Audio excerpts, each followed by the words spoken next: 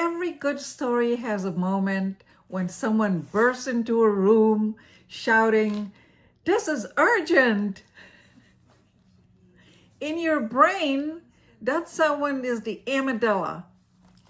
Tiny, almond-shaped, and absolutely convinced the world needs your full attention right now. Today, we're stepping into the theater of emotion. I'll introduce you to the star who saves lives, steals scenes, and sometimes hijacks the whole show.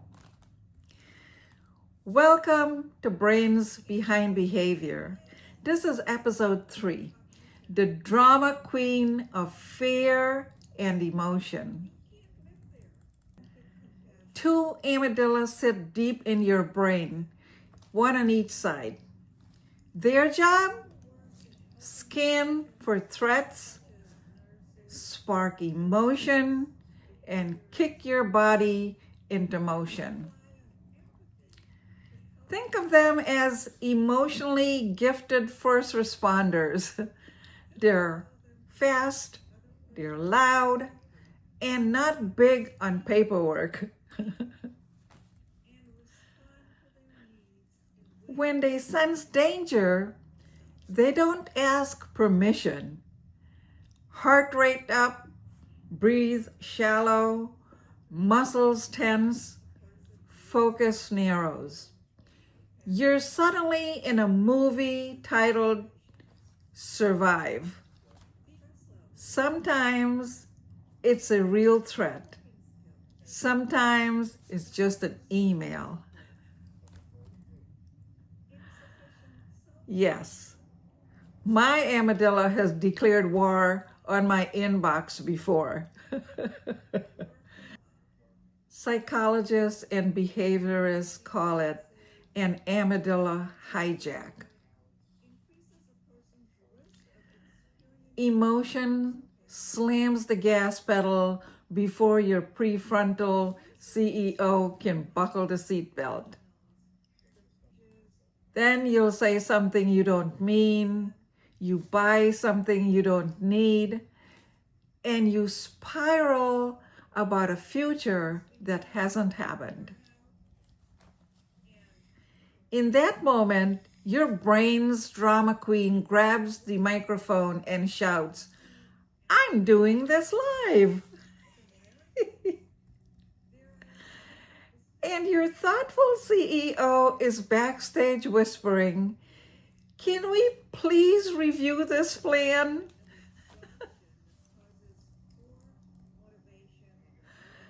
I've had my own hijacks. The quick sting of a moment, the rush to defend, the heartbeat I can hear in my ears. Later, I think, my CEO was on a coffee break. The amygdala is wired for speed over accuracy. It gets a rough draft of sensory info before the cortex has finished reading page 1. Evolution gave us the shortcut.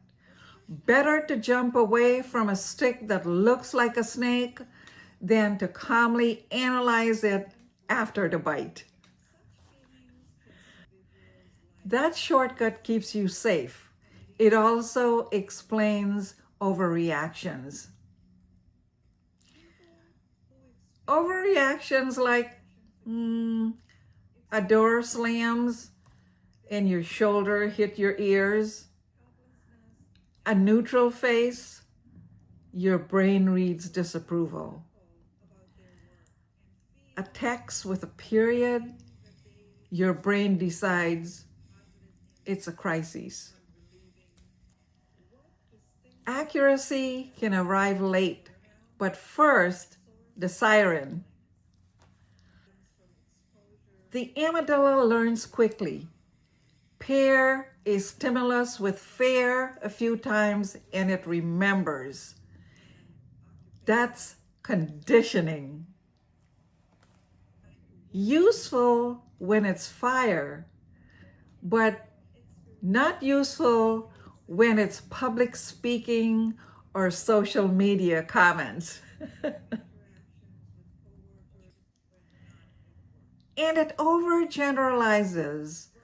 One bad flight equal fear of airports, fear of planning trips. One painful argument, fear of conflict, fear of closeness. The drama queen is not subtle. She prefers big gestures. If you've been through trauma, the amygdala may stay on high alert.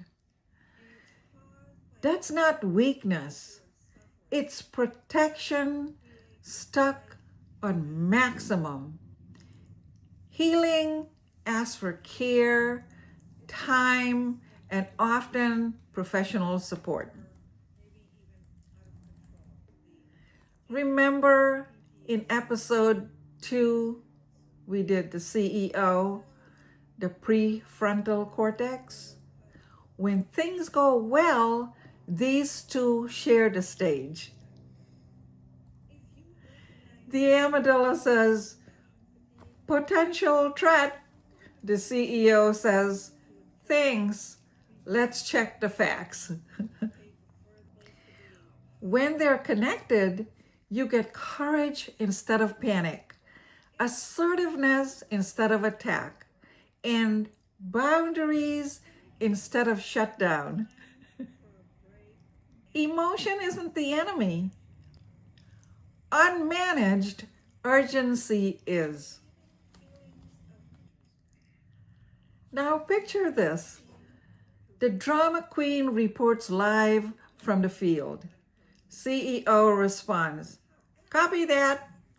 We'll act with wisdom, not just volume. Now let's give your brain some director's notes. Ways to keep the scene powerful without letting it run off the rails. Number 1, name it to tame it. Fear, embarrassment, anger. Labeling the emotion engaging the cortex and lowers amygdala activation. Like, I'm feeling anxious. Short, honest, and kind. Number 2, breathe like you mean it. Slow inhale through the nose, long exhale through the mouth. Aim for 6 breaths per minute. The long exhale signals safety in your nervous system. Number 3, ground your senses. 5 things you see. 4 you feel. 3 you hear. 2 you smell. 1 you taste. Pulls attention out of the mental storm and back into the room. Number 4, posture and gaze.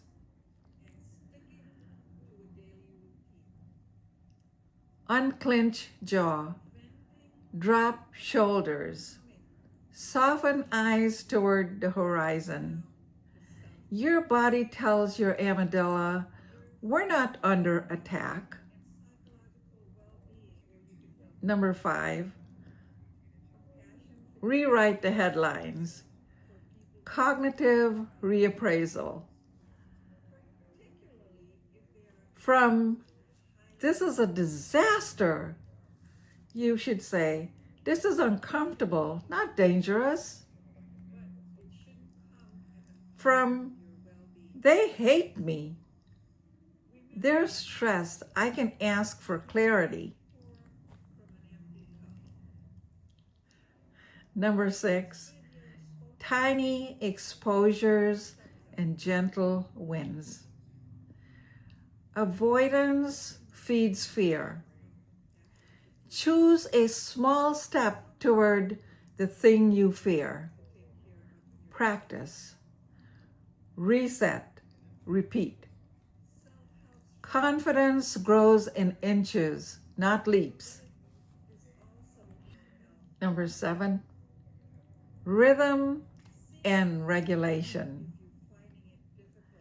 Walk, music, prayer, mindfulness, exercise, laughter, real food, real sleep.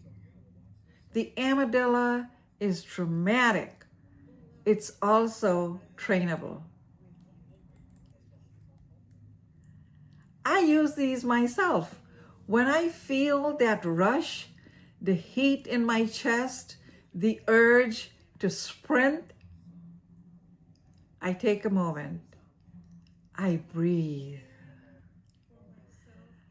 I name it and let my CEO back on stage. Some days we nail it, and some days we have to do a second take. Here's a few scenes you'll recognize. The text with no emoji. Drama queen says, "We're in trouble," or "They're driving." The late plane. Drama queen starts to panic. CEO says, "Hydrate. Rebook. They're okay." The tough conversation. Drama queen says, "Avoid. Prepare 3 sentences. Breathe. Go gently." Same life, different director. Your amygdala is not trying to ruin your day. It's trying to keep you alive, and thank it, truly. Then invite it to sit beside you instead of in your lap while you're driving. Emotion is fuel. With the CEO at the wheel, fear becomes wisdom. Anger becomes boundary. Sadness becomes tenderness. That's the art. Today, you met the star who saves lives and steals scenes. Then, when the siren blares, pause, breathe, and bring your CEO back to the mic. That's how we turn panic into presence. Next up behind Brains Behind Behavior is episode 4, the hippocampus, the archivist of memory and listening. We'll explore why your brain remembers a song from years ago but forgets where you put your keys, and how stress edits our memories.